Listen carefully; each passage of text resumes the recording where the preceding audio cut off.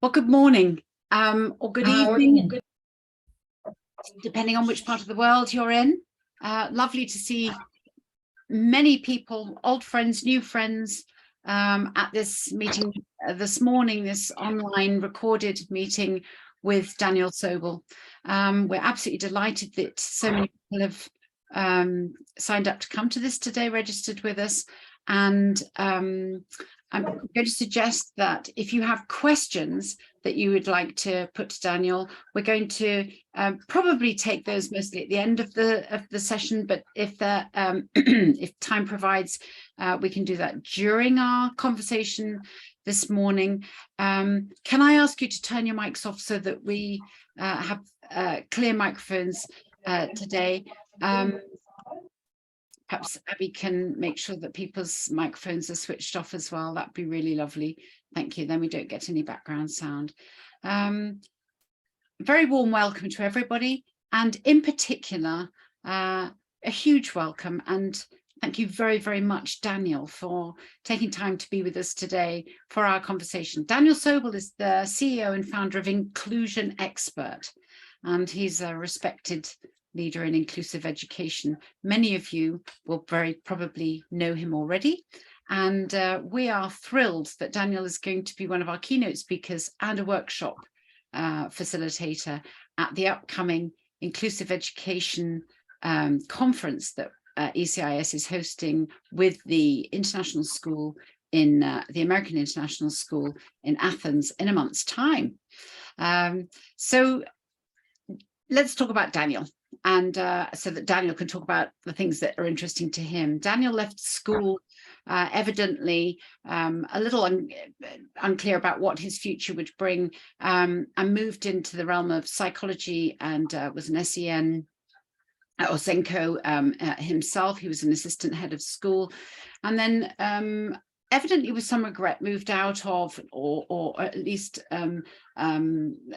I don't know whether you would describe it as regret, Daniel, but certainly moved on from school into this really important work that he leads in Inclusion Expert. And he's also been an advisor, for example, for the UK Department for Education and the European Union and other governments. And he has some really exciting projects that are coming up during the course of this year, which include many, many school educators in Great Britain, but also around the world. And so we'll be talking later on about this really interesting work that he's doing with UNESCO and Global Inclusive. He is also the chair of International Forums of Inclusion Practitioners, the IFIP. And he's led the Global Inclusive Teaching Initiative, which we'll hear a little bit more about later on. Daniel wrote a book with Sarah Alton, amongst other things that he's written. He's a prolific writer. With Sarah Alton, he wrote last year a book which explores ways of teachers simplifying routines and classroom practices so as to maximize children's engagement and a sense of belonging in schools. I'm going to quote from that because I think this quote is really important to me, where he talks about, it's our dream and hope that inclusion will evolve to a new epoch, which is no longer something that we have to do as an extra, but something that has evolved to be part of that everyday norm, to the extent that we no longer notice it. And in so doing, we believe that it will support not only children, but also teacher well-being. This is so important at a time when, following the pandemic, so many teachers are struggling to work with how do we do all of this on top of all of that. And I think a bit like my lovely colleague, Helen Morgan, she often talks about when we get in a panic and somebody says, you know, we've only got an hour to do this. And Helen will turn around and she say, well, we've got a whole hour to do this. And I think I have that same feeling of, oh, my blood pressure's just gone down when Daniel talks about there are many ways in which we can make our lives much easier as teachers in the planning of the ways that we work towards inclusive education. If we calm down about we haven't got the time and we haven't got the resources into, but we've got all this time and we've got all these resources if we use them well. So I'm going to start off today, Daniel, thank you so much for being here, to ask you, because I'm fascinated by that wonderful story that you tell at the beginning of your book of last year, the book that I've just been talking about, where you describe your craft design and technology project that you were required to do when you were only 13 years old. And I think this story describes really well the confusion that our students can sometimes experience, where they're being assessed in ways that they simply can't fathom. And your story really helps to give the other perspective on what a child might be going through in school. Could you tell us this story? Sure, delighted to. You know, funnily enough, I've never really verbalized it. I mean, I give talks like most days, but this particular story I only ever wrote about, and you and I have spoken about it, which is really interesting. Anyway, context is that I had I'm going to just ask Abby, could you just turn off the... Sorry. Can I just ask everybody to turn off their microphones? Thank you so much. Sorry, Daniel, on you go. So the context is, you know, I had undiagnosed ADHD at school, and I ended up failing my school experience. It wasn't that good. And so I use this story to sort of illustrate an interesting example of what ADHD could look like, and certainly one of the things that it was for me. So we had this tradition in this school where on an annual basis, I think the year 9s or year 10s, whatever it was, did a 6-month project. So I think 14-year-olds did a 6-month project where you had to bring together some of your skills in craft and design and technology and make a plane. And the rules are, from standing point, you can launch it. It could be made of whatever, metal or wood or anything really, I suppose. I never really put a limit on that, plastic. But you have to have designed it and made it yourself. And then you launch it without you moving. You can't like take a run up or something.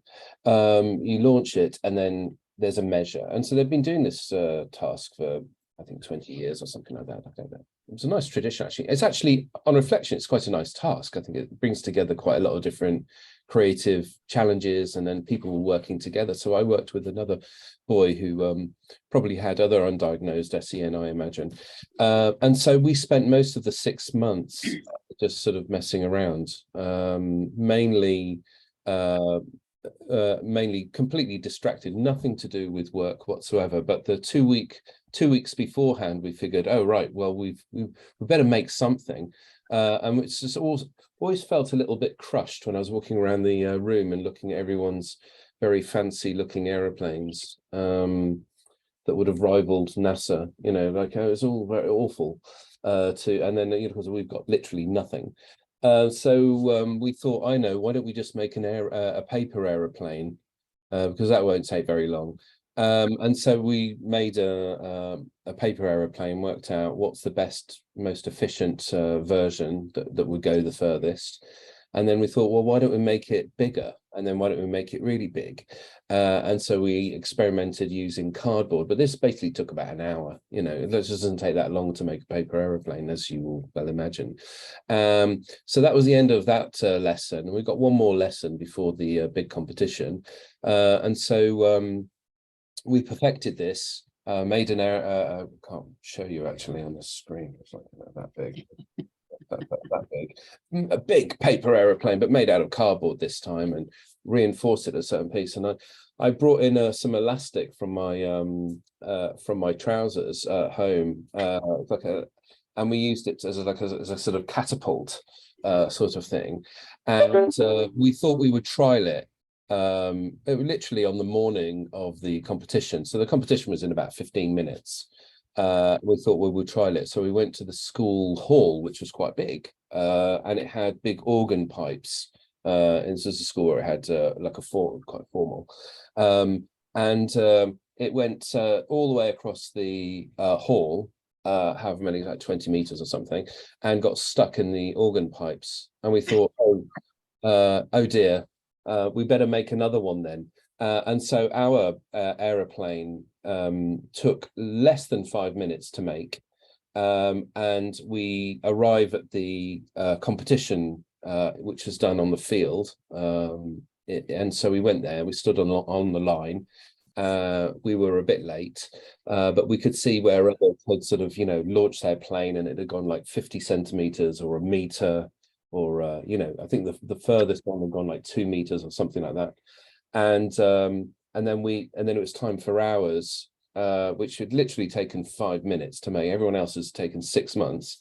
And we did this, pulled it back, and it went whoosh, and it went about 80 meters or so down to the other side of the field. And in the history of this competition, I think the furthest anyone had ever done was something like 10 meters or something like that. So of course we smashed this record using 5 minutes, an airplane that took 5 minutes to make. And the grade that we were given, I think, was an E, the grade that we were given by the teacher. And I think that the point is that the teacher was not recognizing that what we'd done was very innovative and creative, actually. What he was grading was the fact that we basically just messed around for 6 months. But of course, we couldn't self-manage, we couldn't organize ourselves. Actually, the teacher had sort of essentially neglected us. The advantage of, what did we learn from that? We learned that, what we bust the rules. We did better than anyone else, and we were essentially punished for it. And I actually think there was, by the way, I had a conversation last week, if you don't mind me mentioning, Sarah.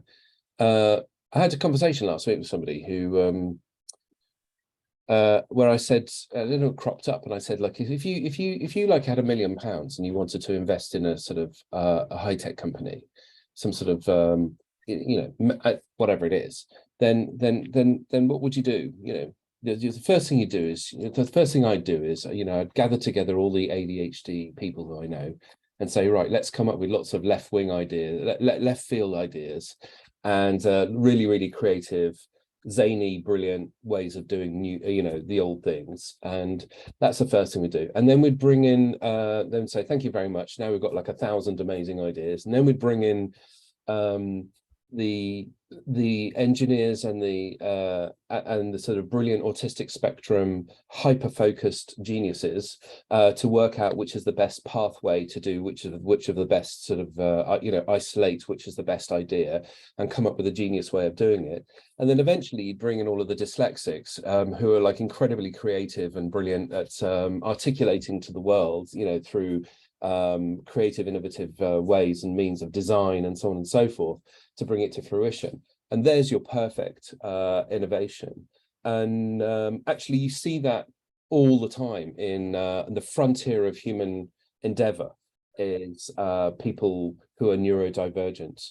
You don't create new things by just doing the same old normal. Neurodivergence is a way of articulating, in some ways, brilliance. I'm certainly not referring to myself and my example of that, but that's an interesting idea.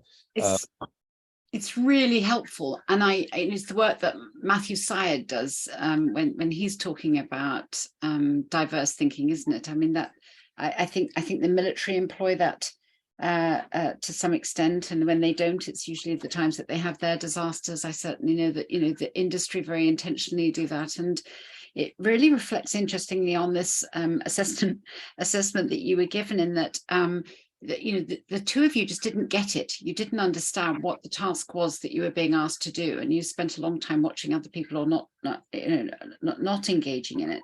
But that understanding of the task was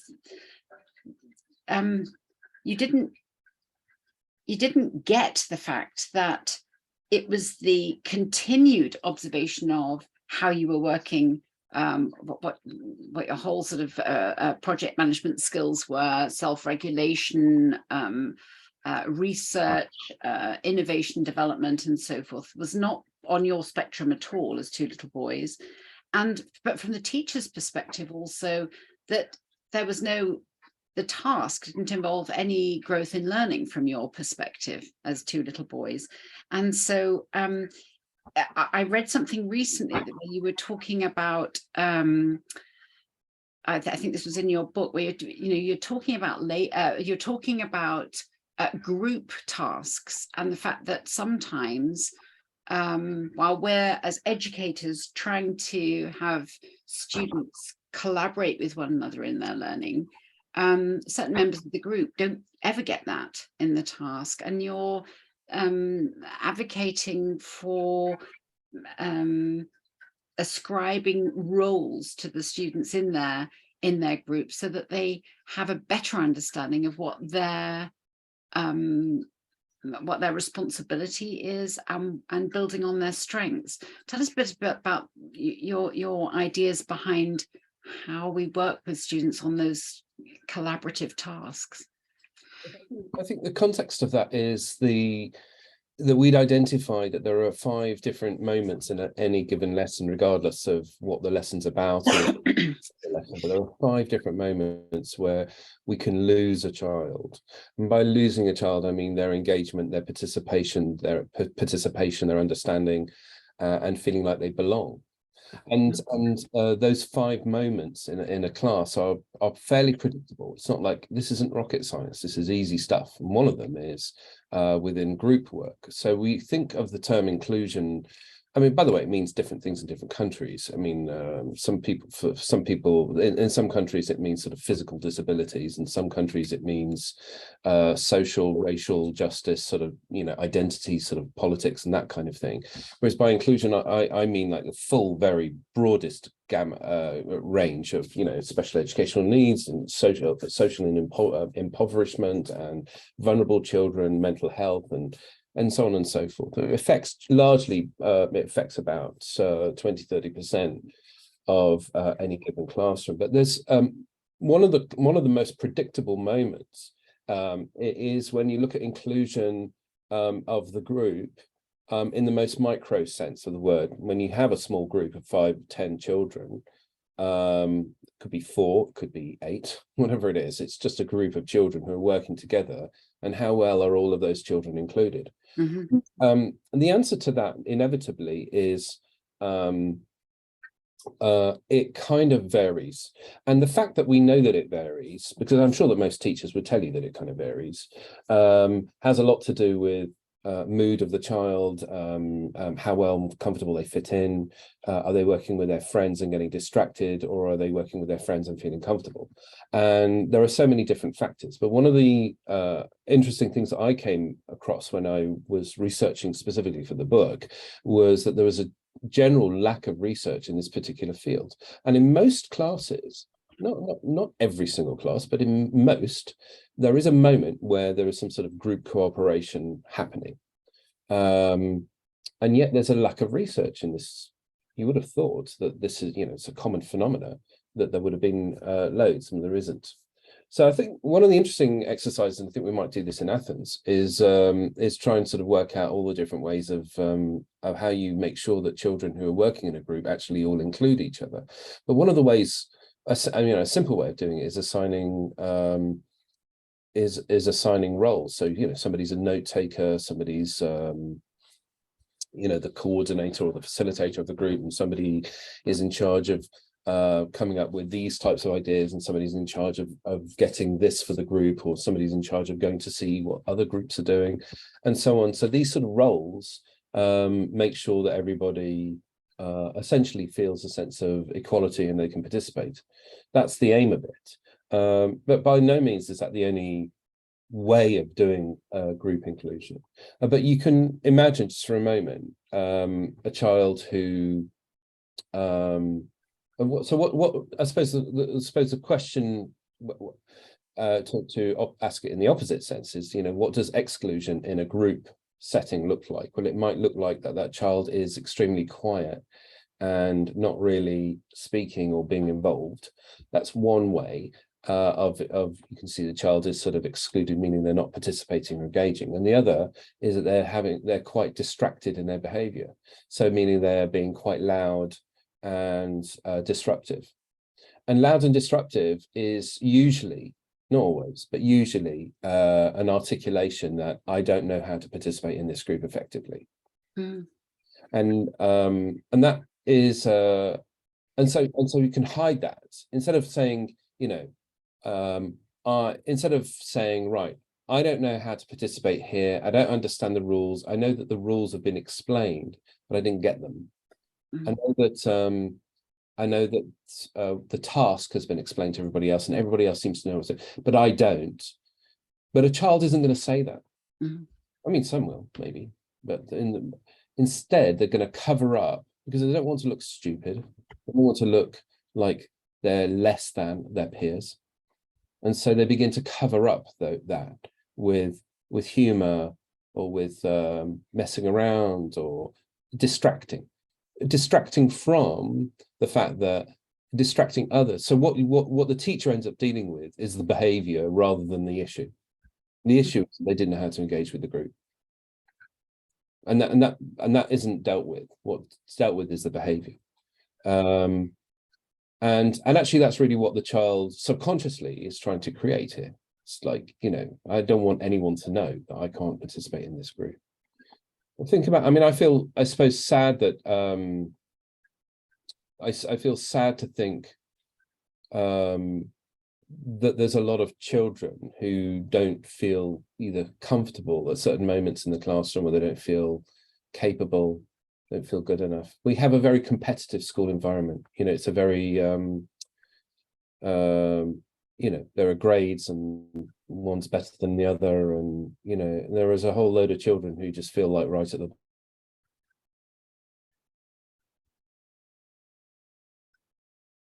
Anyway, I'm rambling on about this point. I'm back to you, Sarah. Well, I think what you're saying really speaks to you, two little boys again, in that we often see those situations. You two thought it was a competition to see who wins. And that's often the way that children are observing their classroom situations, isn't it? I mean, as far as you were concerned, you'd won because you'd done the job. Your aeroplane flew 8 times further than everybody else's did. So you'd achieved what you thought was the assessment. But I think your 5 points there, when you describe your, perhaps your 5 phases of learning within a lesson, I'm fascinated by the fact that, as you highlight there, the research hasn't been done. What is that moment? When is that moment when we are collaborating, where we are respecting and fascinated by what others in the groups have got to offer, and not only listening to our own voices or trying to avoid having to be part of it? One of the things that you talk about, I think your first phase that you described there, is the transitioning for preparing for learning at the beginning of a lesson. And I know that we're all sort of rushed off our feet in schools, and we all slam into the next lesson, or we there's a quick transition between having just come back from PE or something, and then it's all right, okay, everybody get your things out, and settle down so that we can just move on, rather than investing in those few moments to be able to ground ourselves perhaps, and to be able to transition well into a lesson, particularly for those students that are in the 30% of the students at either end of that spectrum who are not finding it so easy to engage in the learning. What do you have in mind when you talk about transitioning or preparing for learning at the beginning of those sessions? Yeah, I mean, I think there's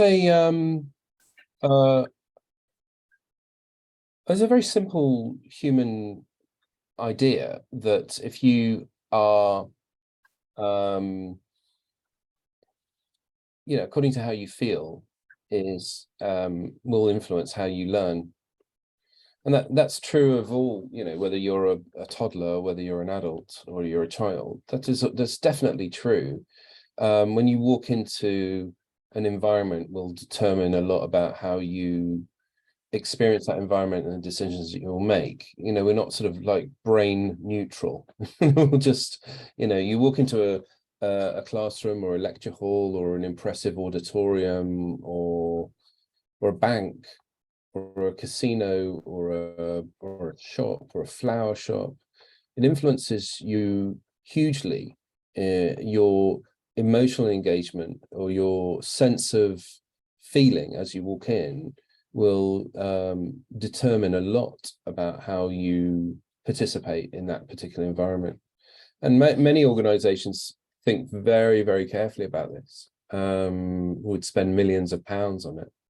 So just as, I mean, I mentioned a bank before, but you know, there's something, I mean, this is certainly true in England. I haven't been to that many banks the world over, but one of the features of a bank in England is that they look quite boring. And also they usually make you queue up. And they could overcome that problem of queuing up. But I think that one of the things which the bank wants you to do is to feel like you're in a process. We are in control here.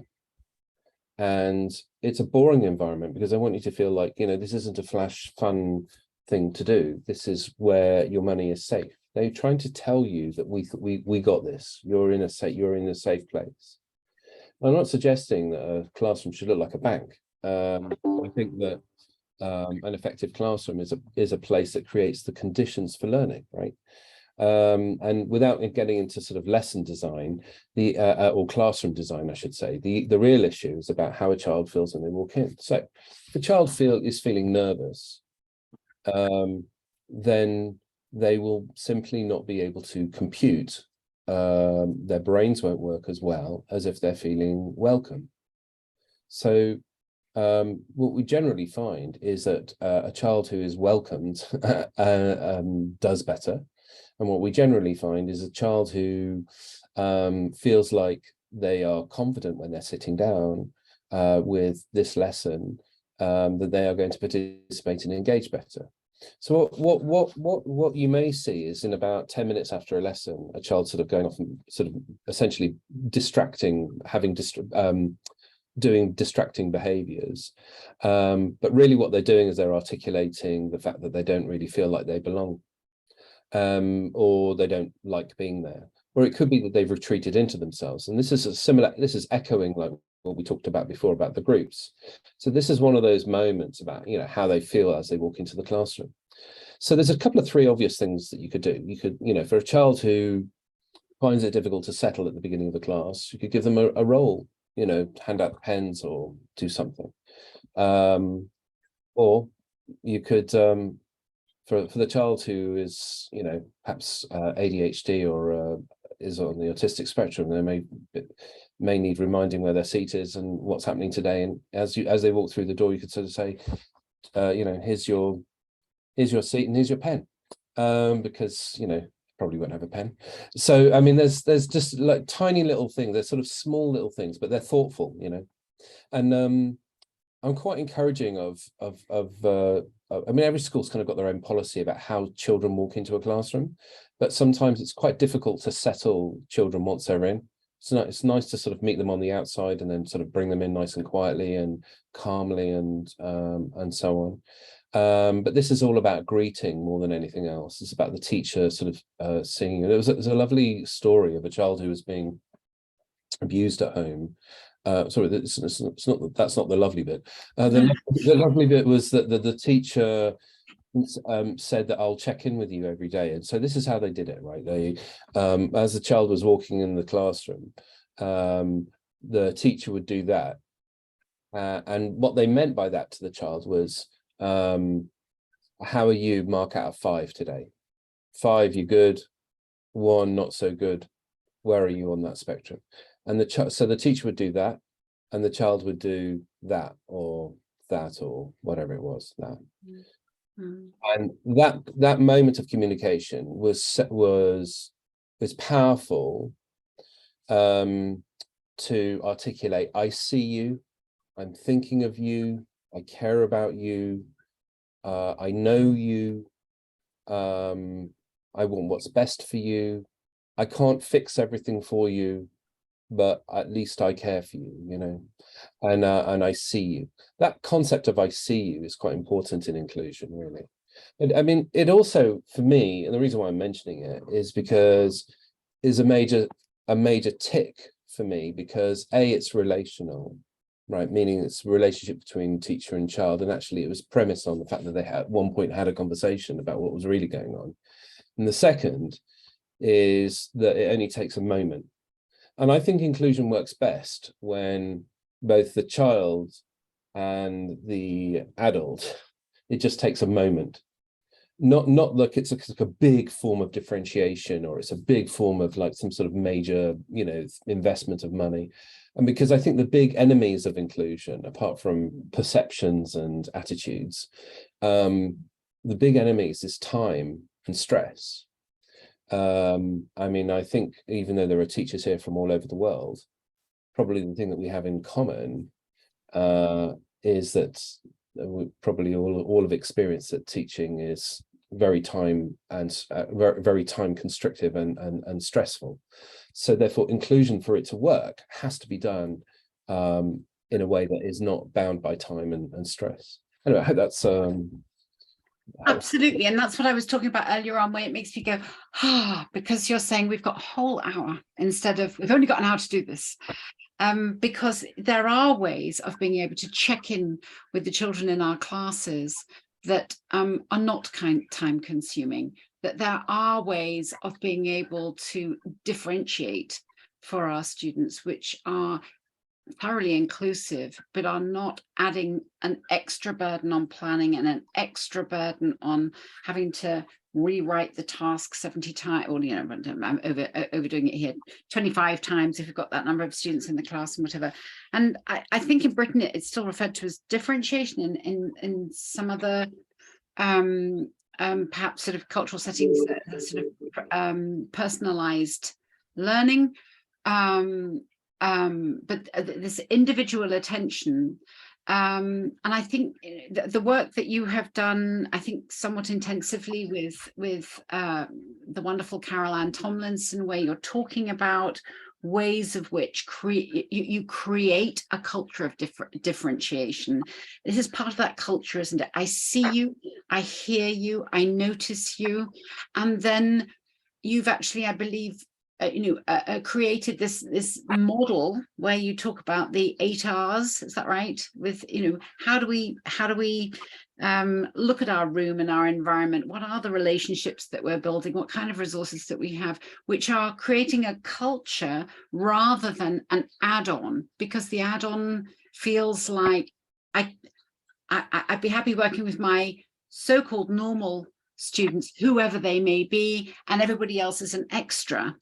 And it's you're putting that under a different lens by saying, no, we're creating a culture in which everybody is important, everybody is seen, everybody is heard, everybody has a voice, and everybody's needs are considered. Tell us a bit about that. I mean, I couldn't possibly remember the 8 R's. There's a funny thing that we don't need to. I've got them beautifully listed for you. Okay. Well, there's a funny story about it. It was somebody who I worked with, who was a really wonderful, incredible specialist in education. And I said to Wendy Knott, I mentioned her in the book, and I said, I'm writing this book, and I just wanted to sort of capture like the essential, like 4 or 5 essential preparatory points about, how we can make a room really inclusive. The idea being that if you make the room inclusive, or you make the framework of the lesson inclusive, then you don't have to do so much in the actual lesson. That's the idea. You save a lot of time by thinking about certain things, right? So time and stress. And the idea is that I think that inclusion should be easier to do than not do overall, right? So anyway, so she sort of said, I've sent you my list.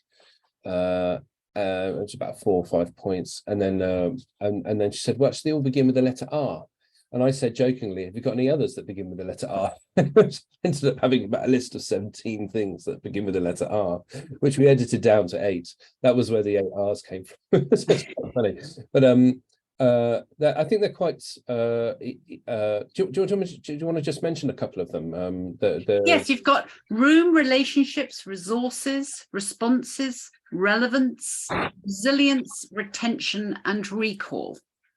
Yeah, I mean, they're kind of. I mean, we go into them in the book, right? But like room, for example, room has partly to do with make sure that you have an inclusive room as much as possible. I mean, it's not always in the hands of teachers, by the way, but what you very often is in the hands of teachers is where children sit in the room.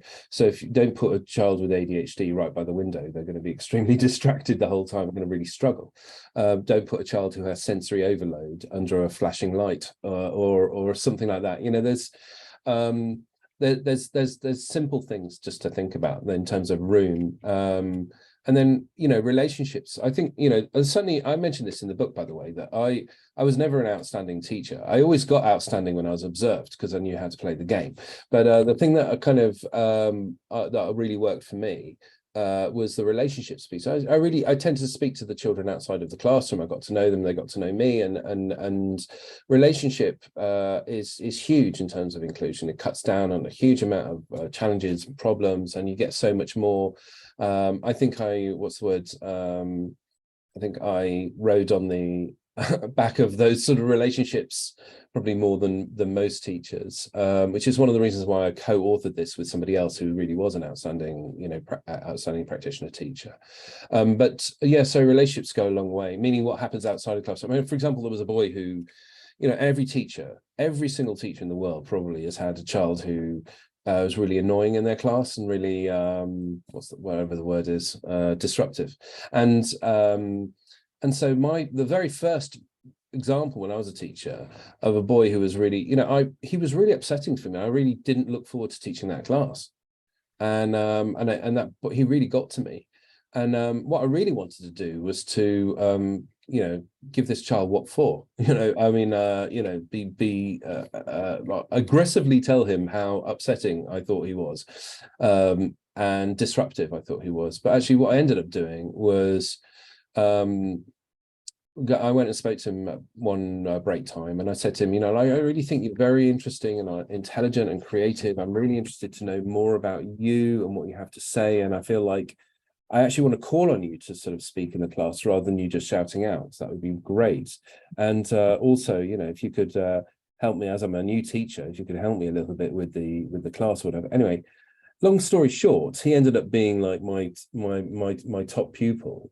And the reason is because no other teacher had gone over to this boy and said, "I like you."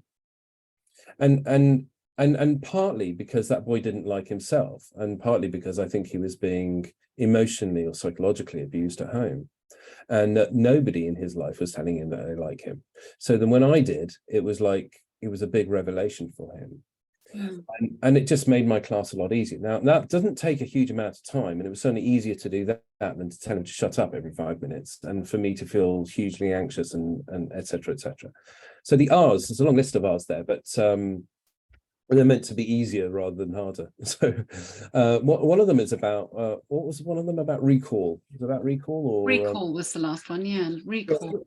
Do you know what's interesting is that, inclusion, or in the world of certain countries, they call it sort of special educational needs. There is this sort of withdrawal intervention, they've got, to boost their reading comprehension age. So we take them out and do an intervention group and then eventually bring them back in. And so this sort of interventionist approach hasn't actually proven to be massively successful in terms of upping children's engagement and grades in the curriculum. And one of the things which we talk about is the concept of recall. So at the heart of most exams or summative assessments is the idea of language acquisition and language recall. And it's probably the most effective form of intervention is to do what you call pre-learning and overlearning at the end of a lesson. So pre-learning meaning that here's what's coming up, here are some of the keywords, and at the end of the lesson, here's what we did today, here, and so we've tracked quite a lot of that, and actually that's hugely has huge impact on actual grades, and of course participation as well. And if you look at most of the challenges of different types of inclusion, doing pre-learning helps. So for example, a child who's particularly anxious, doing or a child who doing sort of pre-learning can help them with understanding what's coming up in the classroom, and it's true with all different types of needs. And if I may just bolt on to this point, which is something which is fundamental, which I mentioned at the beginning of the book, and actually the publisher and various other people suggested I might not want to put in because it's quite a controversial idea. And in the end, because the book has been trending in Amazon for the last 2 years, I think, you know, proof of the pie is that actually, and I found that it's gone quite well. No one's really not liked it in the end, which is my suggestion that we move away from labels and we move more into thinking about children as individuals. And I suggest really, and this is the controversial bit, is that the diagnoses that we have, these sort of labels of, you know, child being autistic or dyslexic or whatever, full range of different labels that we have nowadays, are really useful for psychologists and for medical professionals, but not actually particularly useful for teachers. And what teachers need to know is the individual child. And just by means of an illustration, you may have a child who's autistic, for example, who is extremely quiet and studious, and you might have a child who's autistic, which is extremely disruptive and doesn't like to read at all. And you could have a child who is so you could have one label, but it means lots of different things, or you could have 3 different labels and it means a very similar thing. So actually the labels doesn't help. And it certainly doesn't help the psychology of the child, and usually the relationship between the child and the teacher is limited. It is limited by the label, not helped. What helps is knowing an individual child. And what I've found is that working certainly in the Middle East and working in various other countries is shifting away from labels is actually culturally better, and it generally helps better parental buy-in. Sorry, I bolted that on at the end there, Sarah. It's very good, and it's a segue to the next question. Heather Spate's been putting in a couple of questions here about parents, and, you know, whether parents are happy for diagnoses to be made, or parents being able to support the ways that we're working with students in school. It's interesting with labels. Sometimes it's been really helpful to parents to be able to know that some of their concerns have been recognized at last, and that I know that certainly with children that in some cultures called gifted and talented, and others high ability students or whatever, that some of the reasons that they're switching off from what's happening in the class situations because they're bored out of their brains, they don't get the relevance of it, and that somebody being able to give that little label has helped them to be able to say, okay, and how can we work differently with the children? And yet on the other hand, if we bolt a label onto students, we find ourselves in all sorts of difficulties of self-fulfilling prophecies or misdiagnosis and labels that really don't help the child at all in their learning. I'm just going to make a jump here because we have a question also from Suad Abdullah, who asks, how can you make inclusive education possible on resources constrained schools in developing countries? This whole one of the other R's, the idea of resources. What are your feelings about, you know, some of the very wealthy schools with all manner of resources, and some of the schools with very few classic sort of teaching resources, and how does that relate to the kind of relationship building that you were talking about before with getting to know our students? So shall I answer the second? There's 2 different questions there. Which one shall I answer, or both? Both. Firstly, well, the second one first. I mean, hi Suad, I know Suad from Somalia, and if you're here, put your wave to you. I think nice to see you, Suad. Are you in Somalia at the moment? No, currently I'm in Nairobi, but I'm traveling to Somalia next week. Nice to see you. I mean, nice to see you. I think that I don't think that inclusion is predicated on resources, except for in certain circumstances, such as if a child needs hydrotherapy or needs Braille translation or etc. Those kind of things are resource related, and what you tend to find is in certain countries have relationship with other countries who are sponsoring. So Germany, Japan, Sweden, Korea, and various other countries are quite big, are quite hot on sponsoring certain projects, and they usually go via the Africa Development Bank or the World Bank and so on and so forth. But those are sort of things which are sort of slightly beyond my remit. So I know, Suad, you've been involved in Braille translation of textbooks and things for Somalia as an example. I mean, that's always going to be an issue, and that's something which is sort of beyond my remit. I don't believe that general inclusion requires resources. I think that general inclusion requires training of teachers, and that is something which is true in Somalia, but also true in the UK or Canada, Australia, wherever places which are supposedly slightly more advanced in inclusion. I think the number one problem in England, and I say England advisedly, it's not exactly true in Wales and Scotland, but the number one problem is not resources, is not money, is not time or whatever. It's the quality of the training of teachers to be able to meet the needs of children in the classroom. That's the issue. And that isn't a resource per se. I mean, yes, of course, teachers are the most important resource of any given school. But, you know, theoretically, you could have an inclusive classroom that was literally taught underneath a bridge, which I've seen a classroom underneath a bridge in India, as an example. That is possible. It's not the resource, it's not a cost of money that requires. I mean, but of course, there are things which you deal with, Suaz, which we are wholly dependent on state level support. But I think that's true the world over. I'm trying not to dodge your question. I'm trying to reorient the perception that inclusion requires like money for interventions. And I think that it does in certain circumstances, but in the vast majority of inclusion, what it requires is highly trained teachers. That's great. I'm going to make a little jump here, in that, Daniel, your work with teachers worldwide is developing into a really exciting project that's coming up later in the year, which I think it would be interesting just to explore a little bit, because your work with UNESCO through Global Inclusive Schools is leading to this big event that you're planning in Paris in September. It sounds like a really exciting project, and there've been some little teasers that you've put out there in the social media. First of all, what is it? And secondly, what are your best hopes for the outcomes of this event? There was a meeting that happened in September, just gone, with the ministers of education from around the world in the United Nations in New York, and sort of tracking the outcomes of education progress, especially post-COVID, and looking at one of the biggest questions of global education, which is inclusion. And you probably could guess what the sort of conclusions were of that, which is that we're not doing that well, and hasn't been that much progress and so on.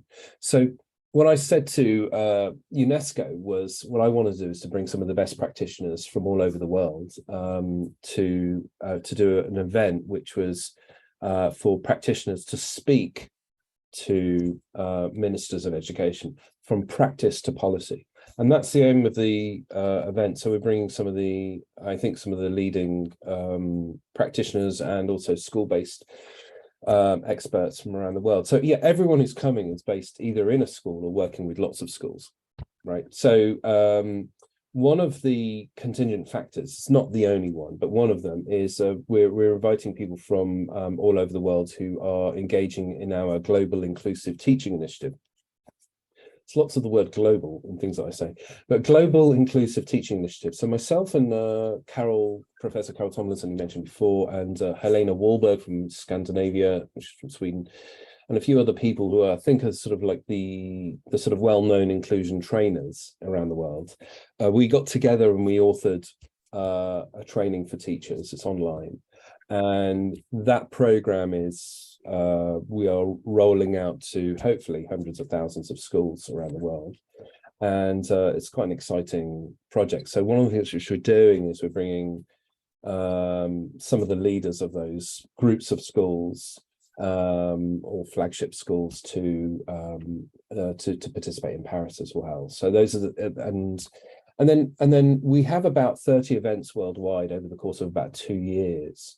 and it's all in aid of promoting inclusive voices, sharing best practices. And what you generally find is that there are amazing practitioners all over the world, but nobody really knows about them.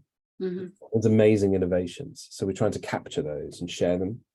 And we're also trying to speak directly to ministries of education. It's hard enough for me as an individual to do it, but it's easier if we stand together as a team and as a group. So we're kind of coordinating that through the International Forum of Inclusion Practitioners, which is a website on ifip.group, not ifip.com, that isn't the thing, but ifip.group. And yeah, and you're welcome to be in touch to see if this is relevant for you or not. Anyway, with this online training is quite useful for schools, especially as there isn't really anything else like it in the world. So hopefully it'll narrow a particular gap. I'm quite keen to Sarah to try and cover the question about parents. Yeah.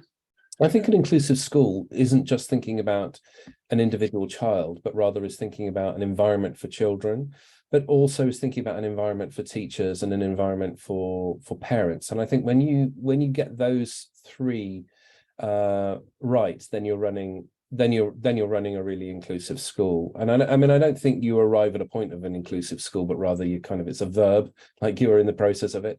And I think that's fine. And but this is important because, you know, generally speaking, especially for leaders in schools, there is no real training for how to deal with parents. And I think, considering it's like that one of the most it's certainly in England the biggest reason, but certainly in a lot of other countries as well, of the reason why teachers and certainly senior teachers exit the profession, because of the stress caused by certain parents and the breakdown in relationships. So actually, you would have thought that there was a huge amount of research and training and these sorts of matters, but there isn't.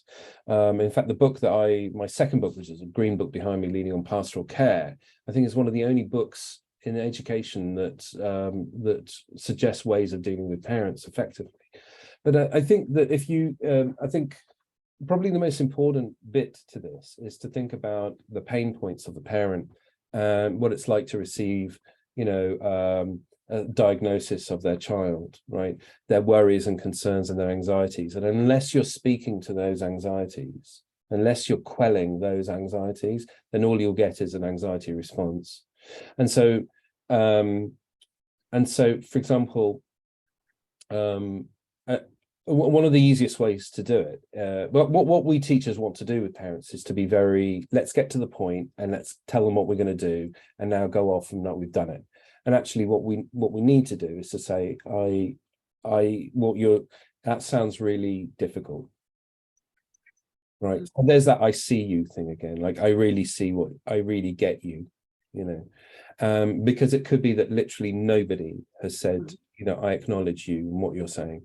So I think that has to be your starting point. And the second is that for most parents, especially of children who are, let's say, badly behaved and the behavior is caused by some sort of neurodivergence or whatever other sorts of inclusion issue, then I think what would be most useful for those parents is to receive regular positive feedback. What tends to happen with children who are, let's say, badly behaved, is that we begin a cycle of negative feedback. We phone home and say how badly their child is doing, and actually that tends to reinforce a sense of feeling feeling like the school doesn't get my child, or the school doesn't like me as an individual. And we forget that actually that very often children with special educational needs have parents with special educational needs of sorts.